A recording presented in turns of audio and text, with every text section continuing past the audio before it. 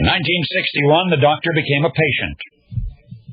68-year-old Dr. Louis Camuti, hardly sick a day in his life, suddenly stricken with a condition which not even a physician of his experience could identify. In a New York City hospital, Dr. Camuti's own doctors attempted to diagnose the mysterious illness. There were many tests, and finally, after 10 days in the hospital, Dr. Camuti was told the rest of the story. His condition, although to an extent controllable, was incurable. Continuing his medical practice would be out of the question. Well, Dr. Camuti pondered his medical verdict. He reflected on his own 40-year medical history. He made up his mind that no matter the discomfort, no matter the threat to his personal health, he would not abandon his patients. Dr. Camuti's practice would go on. And east side, west side, all around the town, a sigh of relief could be heard, for Dr. Louis Camuti was among the last of his breed, a priceless commodity in an era of depersonalized production line medicine. He was a doctor who made house calls. Oh, he had an office, but he spent very little time there. 8 to 9 hours a day he was out in the community in and around New York City visiting his patients.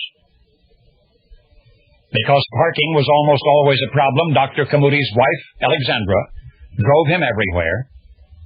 And because the doctor believed so strongly that a patient is better off convalescing in his or her own home, he, Dr. Camuti, often performed minor surgery as a house call. Oh, of course, he would seek out sterile operating rooms for complex surgery, but more often than not, Dr. Camuti's surgery was performed on a patient in that patient's private residence. After 4 decades of cultivating unequivocal trust, the good doctor had become something of a Manhattan legend. So very many depended upon him. And now, even though his medical condition had given him every reason in the world to retire, he just would not desert those who needed him. So Dr. Camuti left the hospital to continue his practice, and as before, wife Alexandra would chauffeur his daily rounds, and when possible, the doctor would operate on his patients in the patient's own home. The telephone calls continued into the middle of the night from rich and poor, from teachers and lawyers and shopkeepers and celebrities. One urgent telegram, a house call request, almost put Dr. Camuti on an airplane bound for Naples, Italy. He would remain active for another 2 decades, extending his extraordinary practice to 60 years. And then in February of 1981, Dr. Camuti passed away, a heart attack en route to a house call. He was 87. Far as we know, the medical condition originally diagnosed in 1961 had played no part in his death, although it made his last 20 years very difficult.